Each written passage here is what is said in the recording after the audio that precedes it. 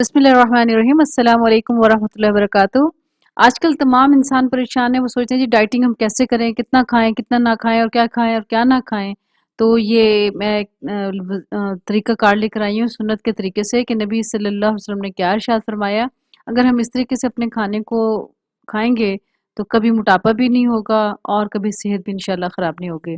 تو دیکھتے ہیں کھانا کتنا کھایا جائے، یہ ہمارے نبی صلی اللہ علیہ وسلم نے ہمیں کیا فرمایا ہے۔ رسول اللہ صلی اللہ علیہ وسلم نے ارشاد فرمایا، کسی انسان نے اپنے پیٹ سے برا برتن کبھی نہیں بھرا۔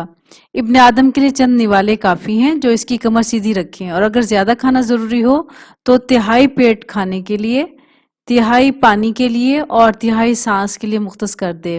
یعنی اپنے پیٹ کے حصے پورشنز کر لے قسم کے، کہ ایک پورشن میں کھانا جائے، ایک تہائی حصے میں 4 حصے کر لیں اپنے اسٹمک کے، معدے کے، ایک حصے میں کھانا چلا جائے اور ایک حصے میں پانی اور ایک حصہ تہائی حصہ جو سانس کے لیے مختص کر دے۔